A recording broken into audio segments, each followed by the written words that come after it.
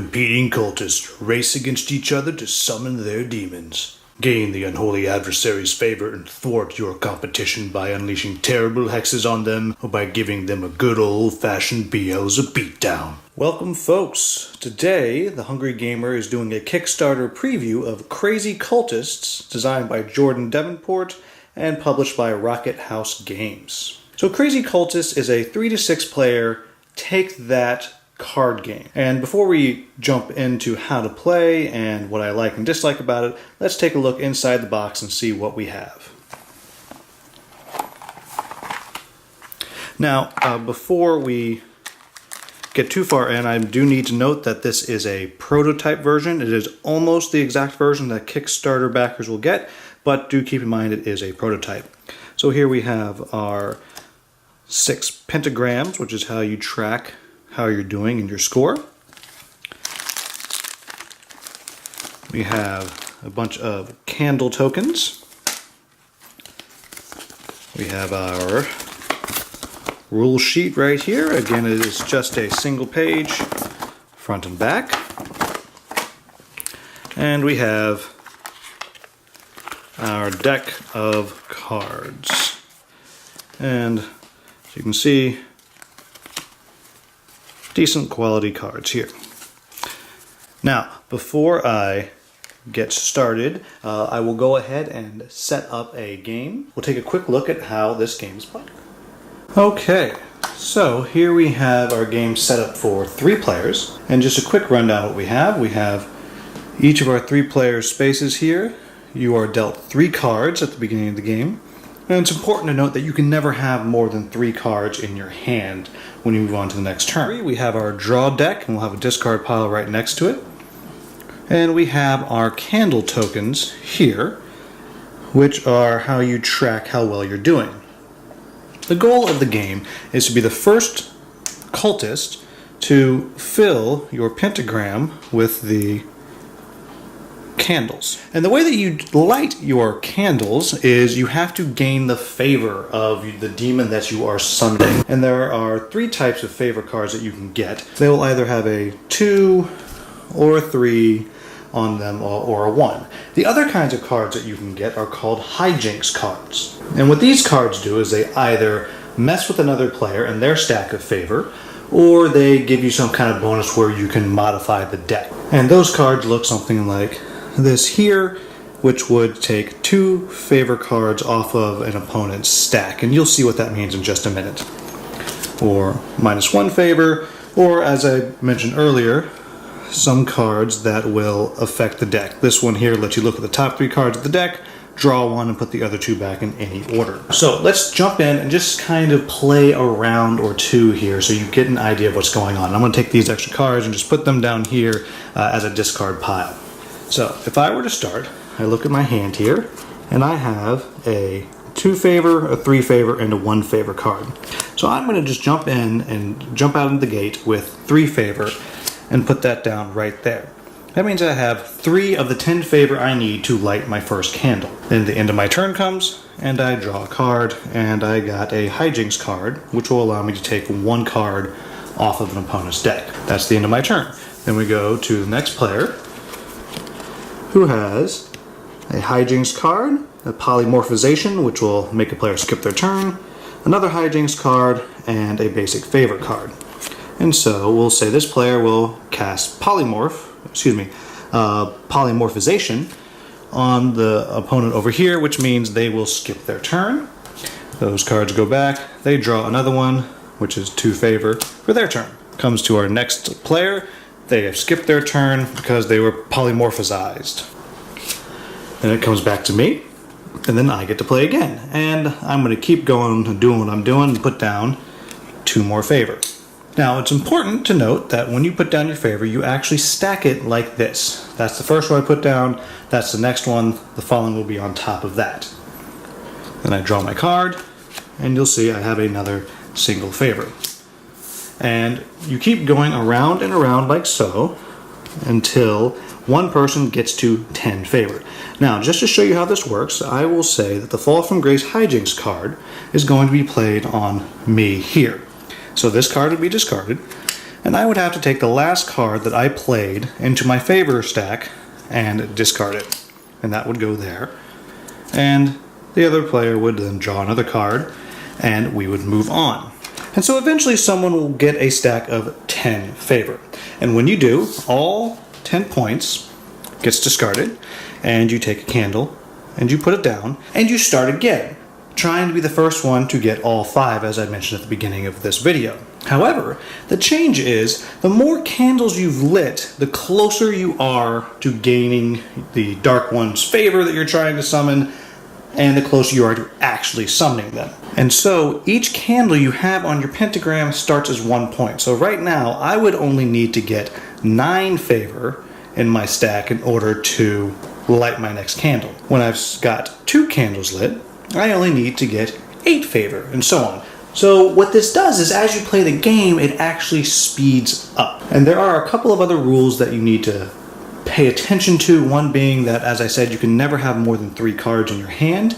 For the most part, that doesn't matter, except there are some cards that let you take cards from another player's hand, or draw one from the deck, and so on and so forth. If for some reason you ever do have 4 cards or 5 cards in your hand, you just have to discard back down to 3 at the end of your turn.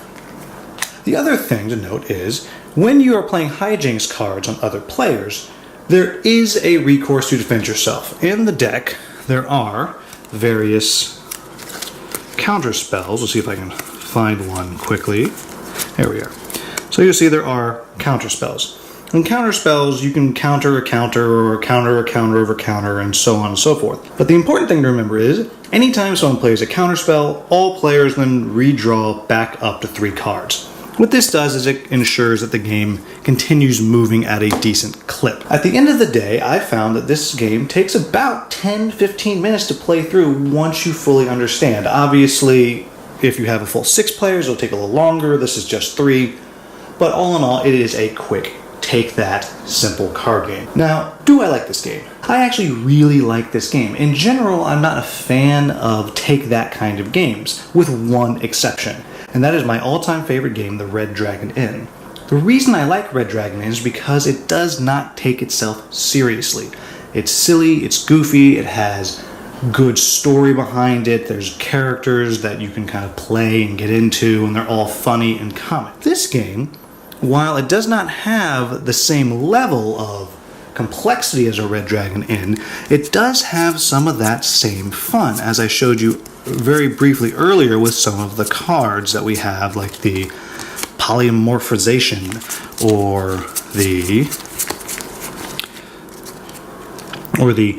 Nerdronomicon. So it just gives this game the feel of fun. It's a little bit lighthearted, it doesn't take itself too seriously, and it doesn't lend itself to the idea that this is a game where you're actually trying to summon the devil.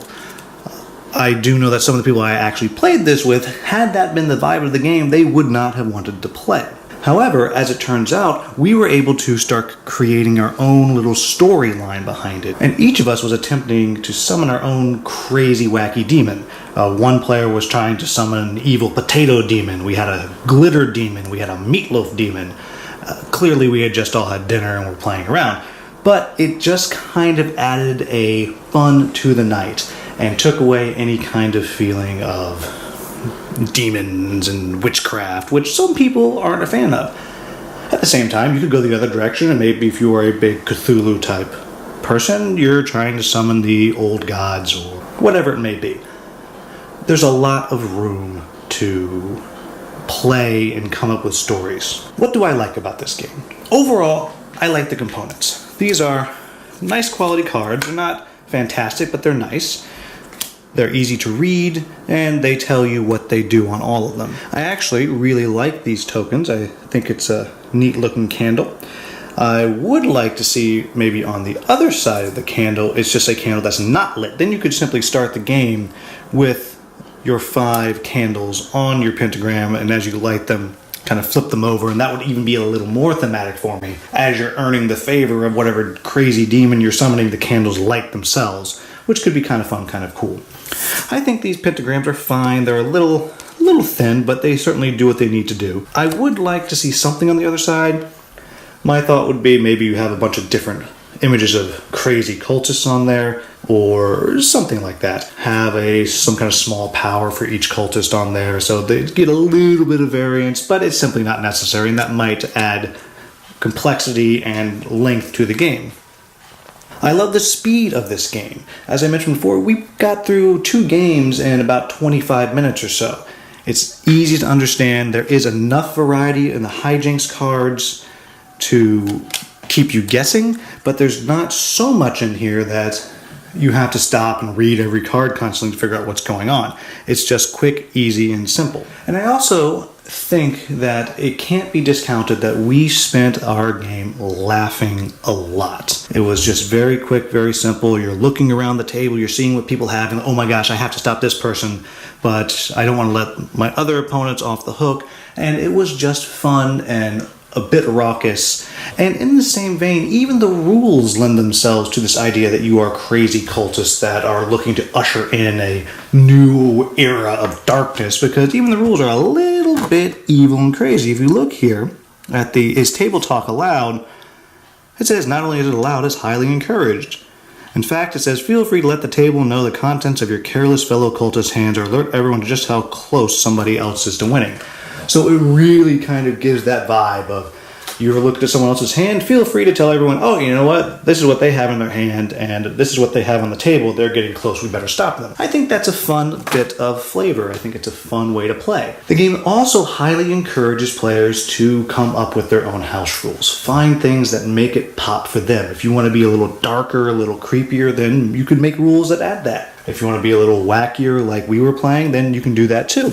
And it goes so far as to even have a spot to note down any house rules that you have to actually codify them in your game. I think that's a great fun. Now, the only things that I would like to see additionally, as I mentioned earlier, maybe a backside to these tokens, maybe something on the back of the pentagrams here, would be maybe a little more effort into some of the art. As I said earlier, it's fine, it's clear, it's easy to read, but I think you could have a little more color, a little more fun with some of these cards. I mean, just look at this one here, Beelzebub Beatdown. And it's got a fun little devil-looking thing here. But I think you could have an image of a cultist actually getting a beatdown from, you know, some demon or something like that. And I think it could be a lot of fun. Now, all of that said, this is going to be a very inexpensive game. The full pledge is going to be $15. And that's not a lot. And for $15, you are getting a lot of game here. It's something that I think will hit my table again. It is, as I said, very reminiscent of my favorite game, Red Dragon Inn, but it is quicker and faster than that because there is just less options that go with it. I think this is a good way to introduce the idea of take that game to new players. And all in all, this is a fun game. I definitely think it's one worth checking out on Kickstarter. Now, for those of you who are interested in checking it out on Kickstarter, the Kickstarter will drop on June 1st, so keep an eye out for that. If you look in the description of this video, you'll see a place where you can get yourself on the mailing list for when the Kickstarter starts, as well as where you can just find out more about Rocket House games and see a little more about Crazy Cultist. As always, if I made a mistake in the gameplay, for those of you who have already played this, please let me know. I'll put them in the Klingon subtitles. If you've enjoyed this Kickstarter preview and you're looking forward to some of our other previews and reviews that we have coming, please go ahead and subscribe.